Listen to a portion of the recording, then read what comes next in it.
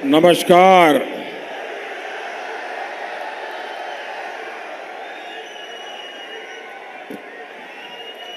भारत माता की, भारत माता की, भारत माता की। दिल्ली का मूड क्या है, ये देश देख रहा है। अब तक 400 से ज्यादा सीटों का मतदान हो चुका है। 5 चरणों ने बीजेपी एनडीए की मजबूत सरकार पक्की कर दी है।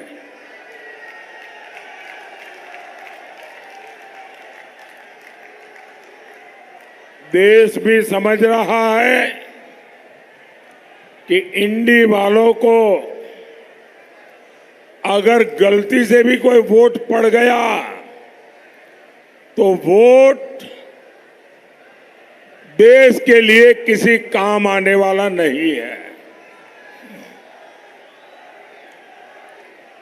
जबकि बीजेपी को दिया हर वोट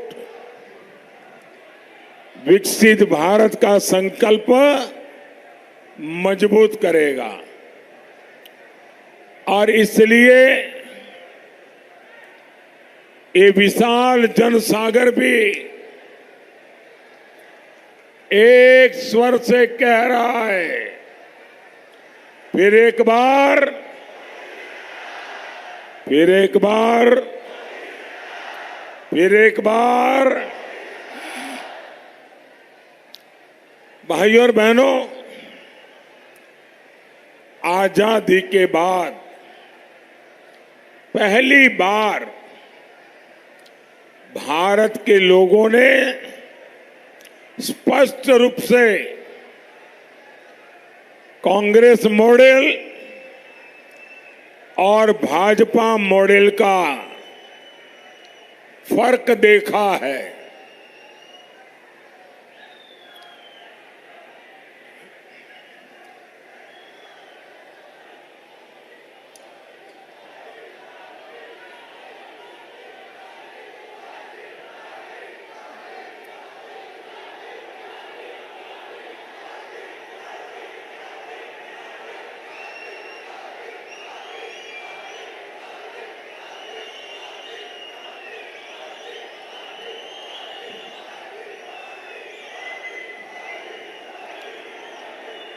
मैं देख रहा हूं कि शायद जगह कम पड़ गई है, इसलिए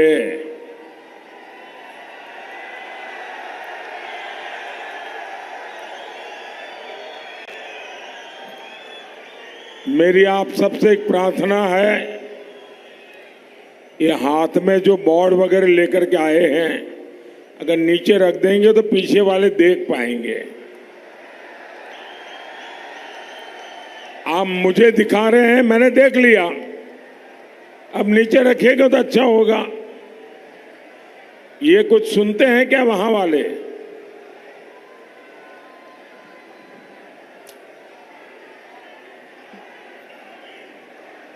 अगर आप लोग इजाजत दें तो मैं बोलना शुरू करूं। मेरी आपसे प्रार्थना है, ये मैडम आप नीचे रख सकती हो, मैडम आप नीचे रख सकती हो उसको, मैं आपको कह रहा हूं।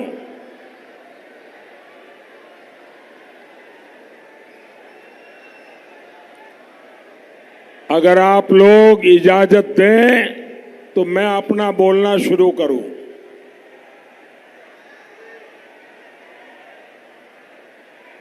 इजाजत है? मुझे लगता नहीं है।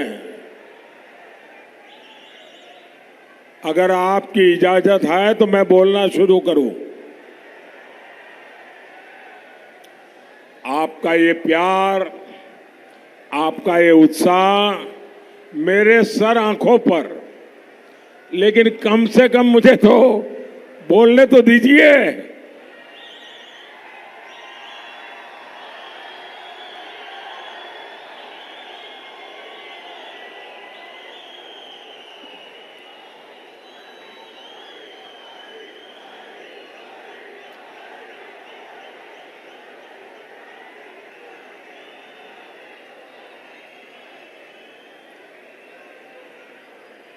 साथियों, देश ने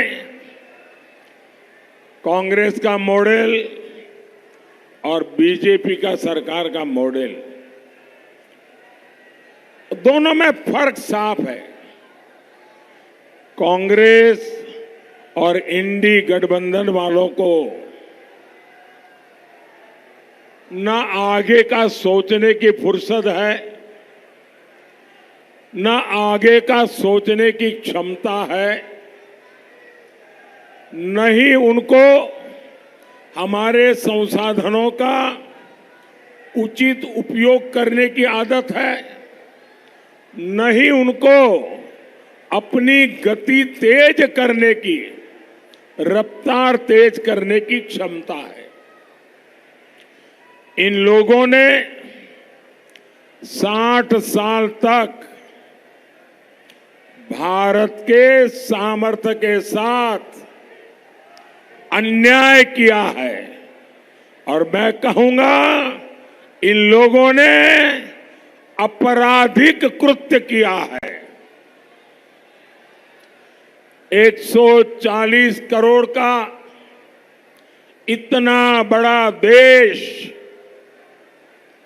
भारत को जो स्पीड चाहिए, भारत को जो स्केल चाहिए, वह एकमात्र भारतीय जनता पार्टी की सरकार ही दे सकती है। अगर आप में रुचि हो तो मैं आज दिल्ली की जनता के माध्यम से देश के सामने ठोस आंकड़े प्रस्तुत करना चाहता हूं। आप भी अगर उसको नोट कर लेंगे, याद करेंगे और किसी से भी चर्चा करेंगे तो उसको भी हजरत लगेगा कि इतना बड़ा देश के साथ अन्याय किया इन लोगों ने। मैं एक के बाद एक आज आपको बताना चाहता हूं। आप कल्पना कर सकते हैं, कांग्रेस हर दिन 12 किलोमीटर हाईवे बनवा पाती थी। मोदी सरकार हर रोज करीब 30 किलोमीटर हाईवे बनवा रही है।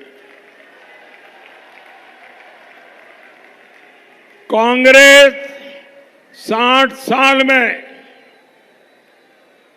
ज्यादा से ज्यादा 70 एयरपोर्ट बनवा पाई थी। 60 साल में 70। मोदी ने 10 साल में 70 नए एयरपोर्ट बनाकर जोड़ दिया।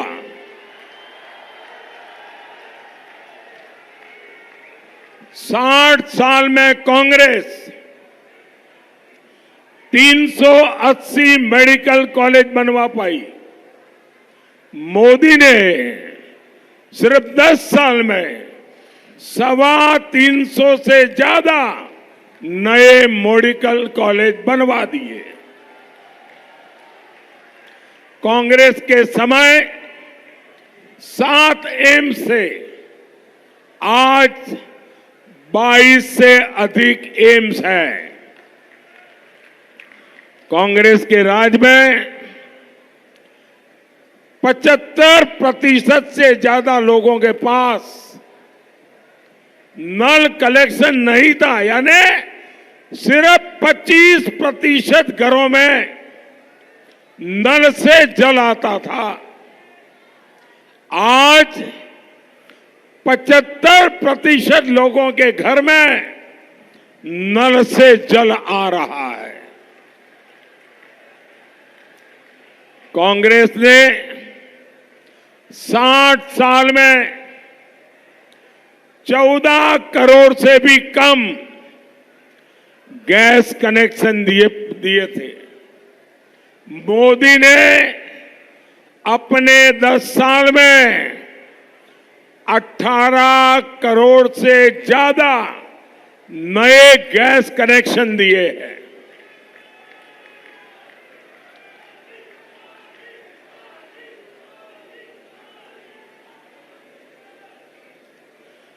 कांग्रेस के समय हम मोबाइल फोन इंपोर्ट करते थे, विदेशों से लाते थे। आज हम दुनिया के दूसरे सबसे बड़े मोबाइल एक्सपोर्टर बन गए हैं। कांग्रेस के समय बड़ी मुश्किल से कुछ 100 स्टार्टअप से आज करीब 1.25 लाख स्टार्टअप्स हैं। कांग्रेस ने भारत की डिफेंस इंडस्ट्री को बर्बाद किया। आज हम 1 लाख करोड़ रुपए से ज्यादा का डिफेंस प्रोडक्शन कर रहे हैं। कांग्रेस ने बैंकों को बर्बाद किया। आज देश के बैंक 3 लाख करोड़ रुपया का प्रॉफिट कर रही है। कांग्रेस के राज में उनके एक प्रधानमंत्री ने कहा था कि दिल्ली से 100 पैसा भेजते हैं तो गांव में जाते जाते 15 पैसा पहुंचता है। 85 पैसा वो कौन सा पंजा था बीच में लूट लेता था। आज दिल्ली से 1 रुपया निकलता है तो पूरे का पूरा 1 रुपया 100 पैसे लाभार्थी के बैंक के खाते में जमा होते हैं। साथियों, मोदी ने 10 साल में डायरेक्ट बेनिफिट ट्रांसफर के द्वारा लाभार्थियों के खाते में सीधे पैसे भेजे हैं और वो अमाउंट है 36 लाख रुपए। 10 साल में हमने 36 लाख करोड़ रुपए भेजे हैं। अगर कांग्रेस के प्रधानमंत्री के कहने के हिसाब से मैं कहूं, अगर आज कांग्रेस सरकार होती तो जो 36 लाख करोड़ जनता के लिए भेजे गए, अगर कांग्रेस सरकार होती तो 31 लाख करोड़ बिचौलिए खा जाते। साथियों, देश की कार्य संस्कृति में ये बदलाव सबसे प्रमुख रूप से दिल्ली के लोगों ने देखा है। कॉमनवेल्थ गेम्स को कौन भूल सकता है। कांग्रेस के पास भारत के सामर्थ्य को पूरे विश्व को दिखाने का मौका था, लेकिन कांग्रेस ने क्या किया, दिल्ली को इतना लूटा, एक बदनुमा दाग कॉमनवेल्थ खेलों पर लगा दिया। ये कांग्रेस का मॉडल था। और आपने देखा है, इसी दिल्ली में G20 सम्मेलन हुआ पूरे विश्व ने भारत की जय जयकार की। आप मुझे बताइए साथियों, ये सब कैसे हुआ? आप मुझे बताइए सब कैसे हुआ? ये सब कैसे हुआ? ये सब कैसे हुआ?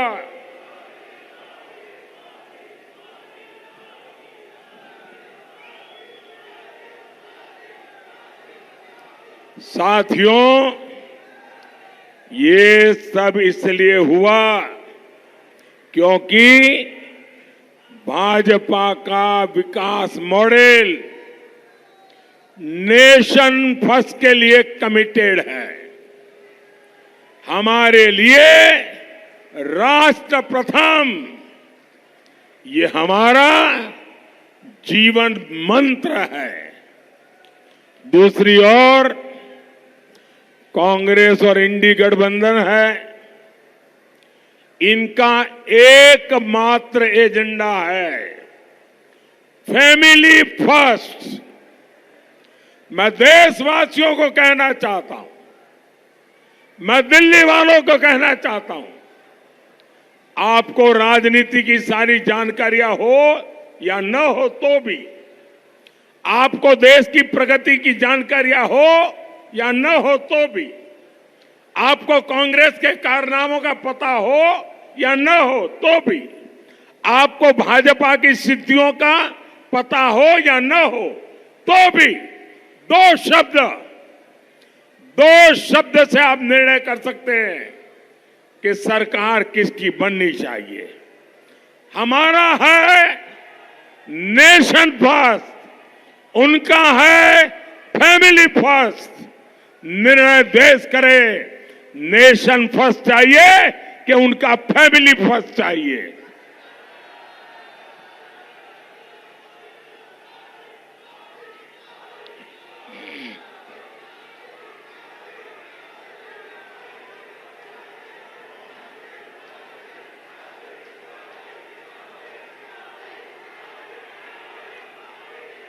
ये इंडी गठबंधन आज देश में फैली हर बुराई का प्रतीक है।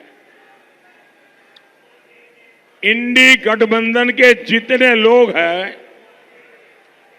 इनमें तीन चीजें समान है।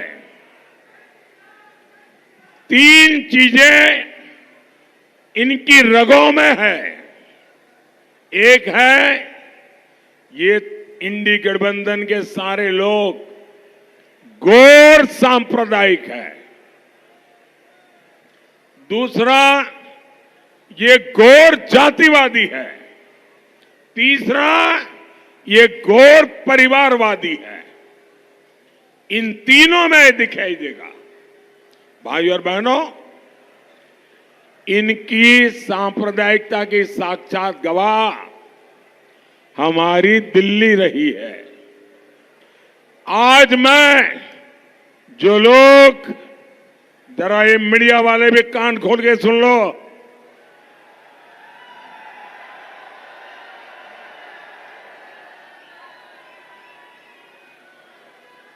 दिल्ली में जो लुटियन गैंग है, जो खान मार्केट गैंग है, उसने इन गौर सांप्रदायिक लोगों की रक्षा करने में अपनी जिंदगी खपा दी है। उनके पापों को देश की जनता से छुपाने का पाप किया है। और मैं इस चुनाव में एक लड़ाई लेकर के निकला हूं। जिन लोगों ने भारत के संविधान के साथ धोखा किया है, जिन्होंने भारत की बिन सांप्रदायिकता की भावना के साथ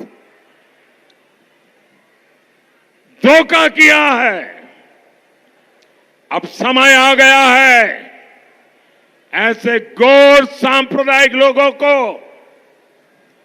देश पहचाने, मेरे मुसलमान भाई भी पहचाने।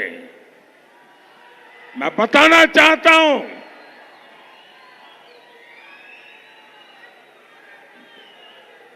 मैं जरा कांग्रेस के नेताओं को पूछना चाहता हूं। वो भाषण देते रहते हैं कि अगर पीएसयू का प्राइवेटाइजेशन होगा तो आरक्षण चला जाएगा। भाषण इतने करते हो, जरा आज मुझे जवाब दो। मैं दिल्ली की धरती से चुन चुन करके सवाल पूछना चाहता हूं।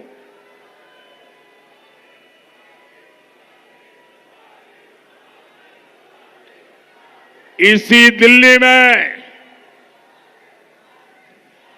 गले में जलते टायर डालकर मेरे सिख भाई बहनों को जिंदा जलाया गया था। ये गुनाह किसका था? ये गुनाह किसका था? आज कांग्रेस की छतरी के नीचे खड़ा हर दल सिख दंगे का गुनहगार है। ये मोदी है जो सिख दंगे के पीड़ितों को न्याय दिला रहा है। मोदी ने आते ही एसआईटी बनाई। जो आरोपी कांग्रेस नेता खुला घूम रहे थे उनको हमें सजा दिलवाई। भाइयों बहनों, इंडी गठबंधन के लिए अपने वोट बैंक से बढ़कर कुछ भी नहीं है। आज मैं देश के लोगों के सामने इनका एक और कच्चा चिट्ठा रख रहा हूं। कांग्रेस ने हायर एजुकेशन में कैसे एससी, एसटी, ओबीसी, हमारे दलित, हमारे आदिवासी, हमारे पिछड़े, उनका हक छीना। देशवासी जरा सुनो, ये अपने आप को बिन सांप्रदायिक कहने वालों ने दलित भाइयों के साथ, आदिवासियों के साथ, पिछड़ों के साथ कैसा घोर अन्याय किया है।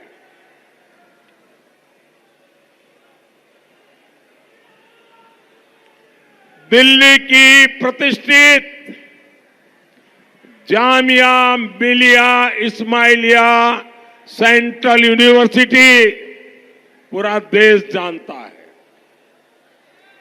60 साल तक ये यूनिवर्सिटी बाकी यूनिवर्सिटियों की तरह एक सामान्य शिक्षा संस्थान के रूप में चल रही थी। इसमें भी दलितों, पिछड़ों, आदिवासियों को रिजर्वेशन मिला करता था।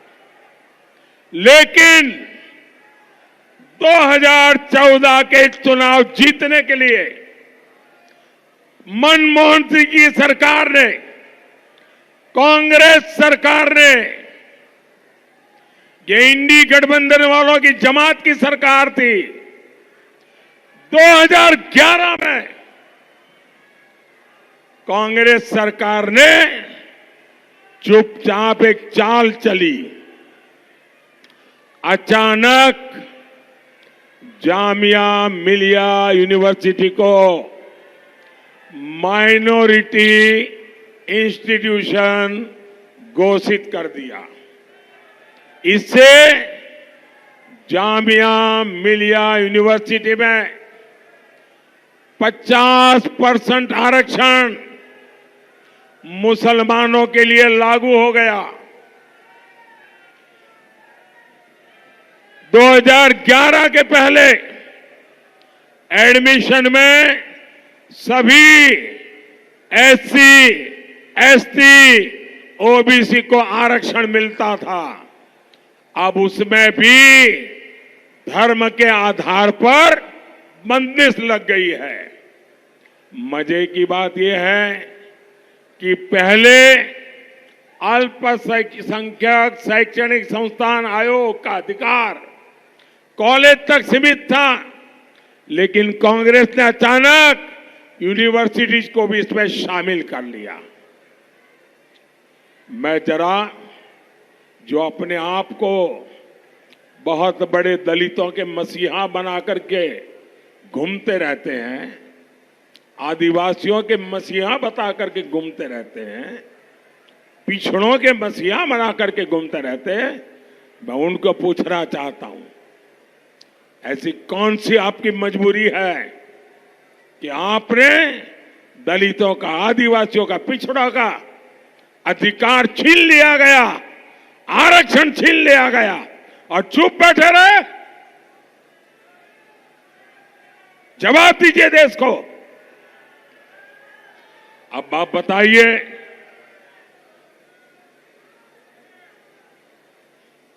करीब 15 साल हो गए,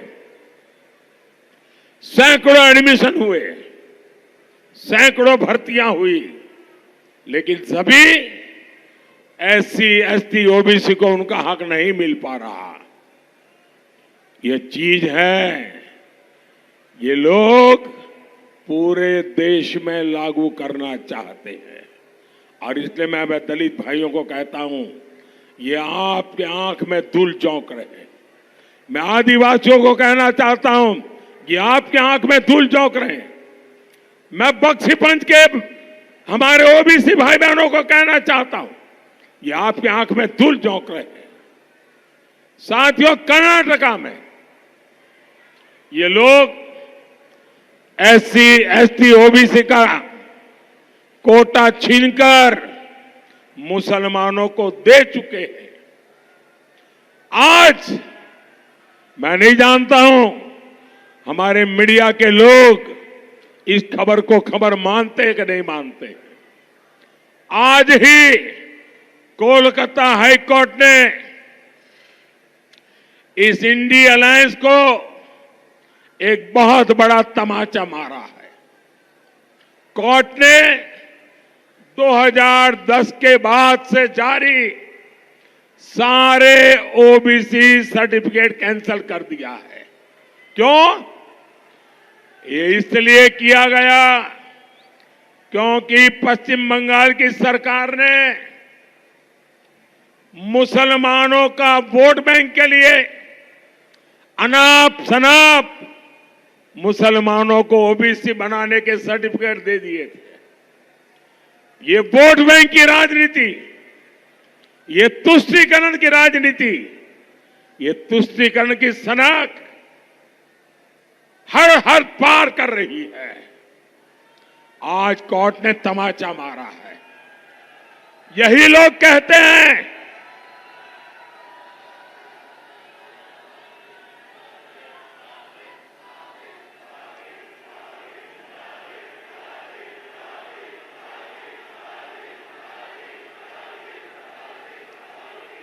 साथियों, एक खान मार्केट गैंग ये पापी की भागीदार है। यही लोग कहते हैं कि देश के संसाधनों पर पहला हक मुसलमानों का है। ये लोग लगातार सरकारी जमीनें वक्फ बोर्ड को दे रहे हैं, बदले में वोट मांग रहे हैं। ये लोग देश के बजट का 15% माइनॉरिटी के लिए रिजर्व करना चाहते हैं। ये लोग बैंकों से मिलने वाले लोन वो भी धर्म के आधार पर देना चाहते हैं। ये धर्म के आधार पर सरकारी टेंडर देना चाहते हैं। ये धर्म के आधार पर स्पोर्ट्स में खिलाड़ियों की एंट्री करवाना चाहते हैं। ये वोट बैंक पॉलिटिक्स की पराकाष्ठा है।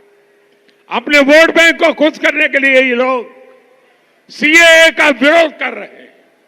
अपने इसी वोट बैंक को खुश करने के लिए इन्होंने देश भर में घुसपैठियों को बसा दिया है। यही लोग हैं जो दिल्ली के बाटला हाउस एनकाउंटर पर आंसू बहाते हैं। यही लोग हैं जो 3 तलाक के खिलाफ कानून उसका विरोध करते हैं, तुष्टीकरण में एक से बढ़कर एक है।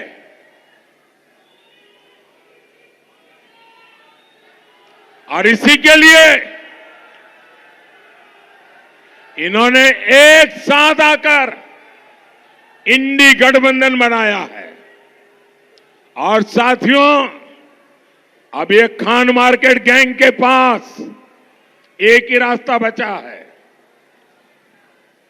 मोदी जितनी बार मुसलमान शब्द बोले उसको कह देना सांप्रदायिकता का भाषण कर रहा है।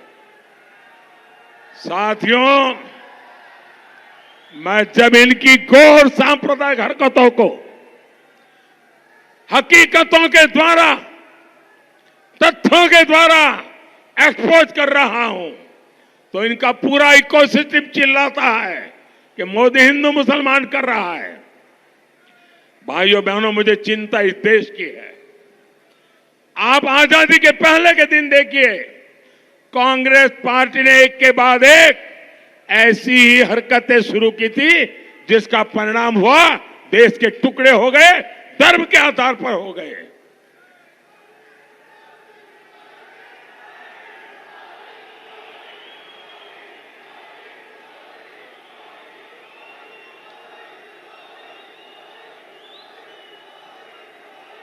मैं हिंदू मुसलमान नहीं कर रहा। ये लोग सुबह शाम रात दिन मुसलमान मुसलमान, vote bank vote bank, vote जिहाद, यही उनका खेल चलता है। उनकी वोट बैंक पॉलिटिक्स को एक्सपोज कर रहा हूं। इन लोगों ने भारत की बिन सांप्रदायिक की भावना की धज्जियां उड़ाई है। इन्होंने संविधान के पीठ में छुरा भोंका है। इन लोगों ने संविधान की मूल आत्मा पर प्रहार किया है। जब एक क्षेत्रीय पार्टियों ने कांग्रेस का मुस्लिम वोट बैंक खा लिया, तब से कांग्रेस खुलकर और बड़े स्तर पर सांप्रदायिक साजिशें करने लगी है।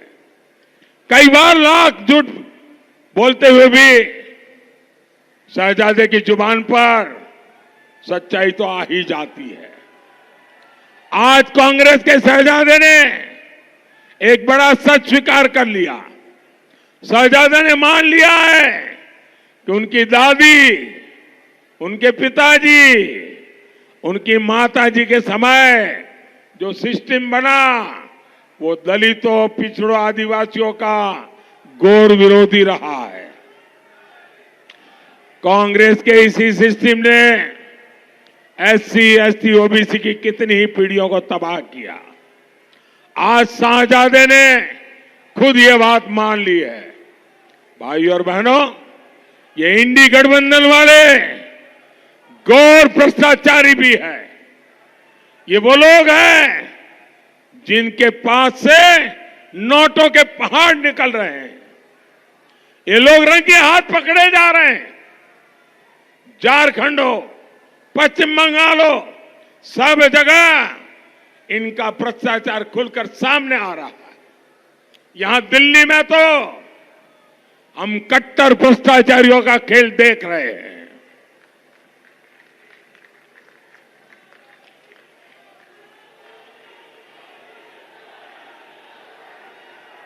इन लोगों ने दिल्ली के लोगों को लूटने का कोई मौका नहीं छोड़ा। अदालतें भी इन कट्टर भ्रष्टाचारियों की लूट देखकर हैरान है।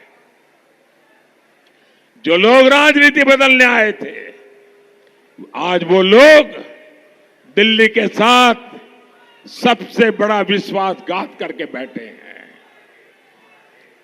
जो लोग अदालत के एक निर्णय को लेकर के नाच रहे थे, कल के अदालत के निर्णय को देखो, पता चल जाएगा इनका चरित्र क्या है। साथियों, ये इंडी वाले गरीब और मध्यम वर्ग की संपत्ति का एक्सरे करना चाहते हैं। इसलिए मैं भी दिल्ली से पूरे देश को एक गारंटी दे रहा हूं। मोदी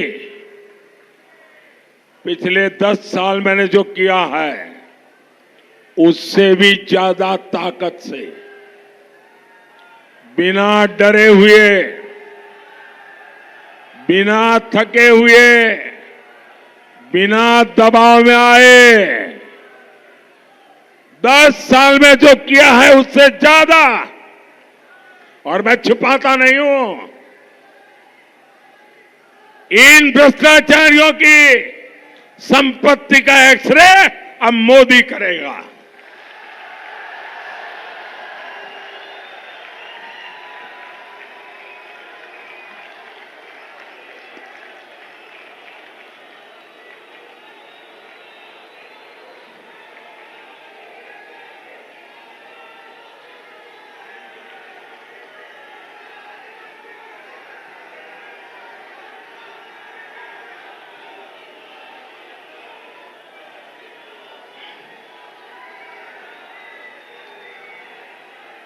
शराब घोटाले की कमाई हो या फिर नेशनल हेराल्ड घोटाला हो,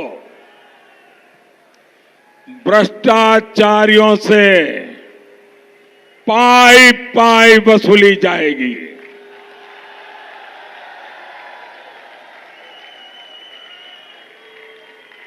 जिसने लूटा है उसे लौटाना ही पड़ेगा।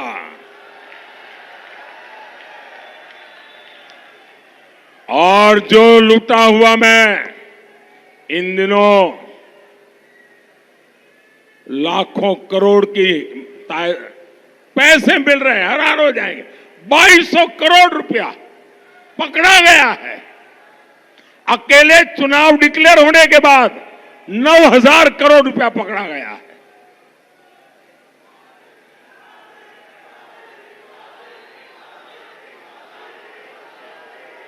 और मैं कानूनी सलाह ले रहा हूं कि ये जो पैसे हम जब्त कर रहे हैं वो किसी न किसी निर्दोष नागरिक के ही पैसे, किसी ने नौकरी के लिए पैसा दिया है, किसी ने नौकरी के लिए जमीन दिया हुआ है, किसी ने नौकरी के लिए अपना घर लिखवा दिया है।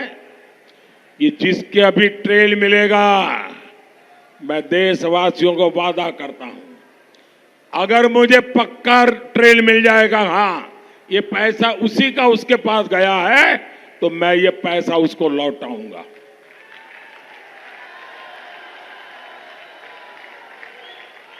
और ये जो लुटेरे हैं ना, उनका जिंदगी जेल में जाना तय है दोस्तों। ये मोदी की गारंटी है। भाइयों और बहनों, दिल्ली में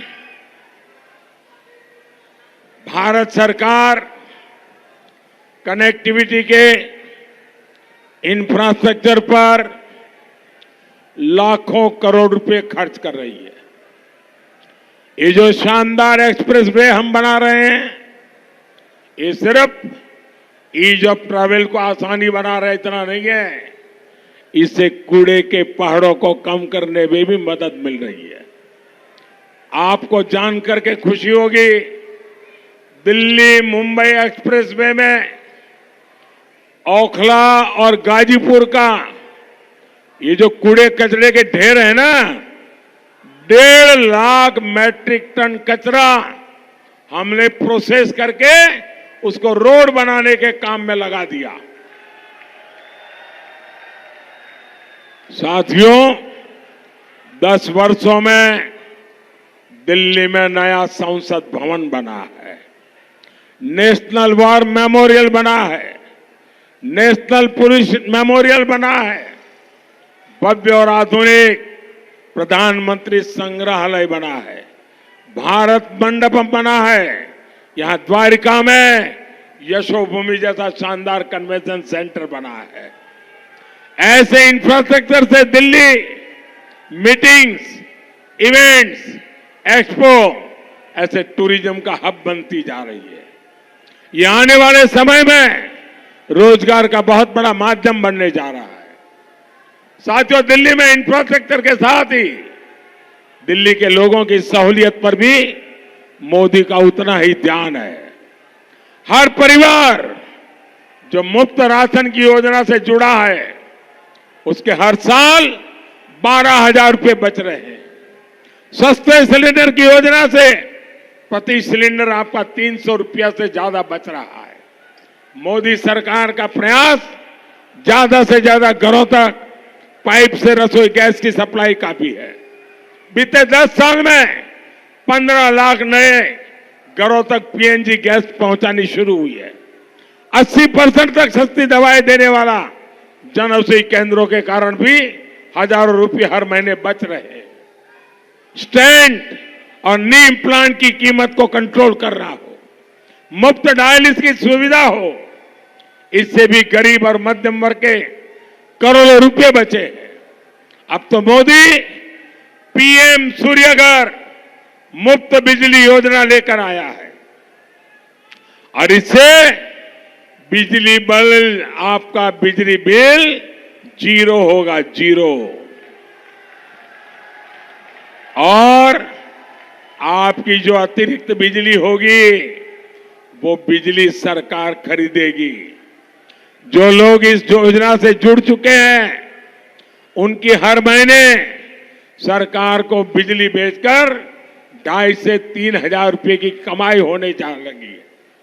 साथियों, दिल्ली देश का दिल है, इसलिए दमदार भारत के लिए दमदार सरकार और दमदार पीएम, ये दिल्ली का दायित्व है। 25 मई को भारी मतदान करना है। मतदान ज्यादा ज्यादा करवाएंगे, मतदान के सारे रिकॉर्ड तोड़ेंगे, हर पोलिंग बूथ को जीतेंगे। तो 25 मई को वेस्ट दिल्ली से बहन कमलजीत सहरावत, आगे आइए जरा, साउथ दिल्ली से रामवीर सिंह बिदुड़ी जी, नॉर्थ वेस्ट दिल्ली से योगेंद्र चंदोलिया जी, आज उनका जन्मदिन है, आइए ताली बजाकर उनको जन्मदिन की बधाई दीजिए। और नई दिल्ली से बेटी बांसुरी स्वराज जी, इन सभी को दिल खोलकर वोट देना है। आपका एक एक वोट सीधा मोदी को मिलेगा।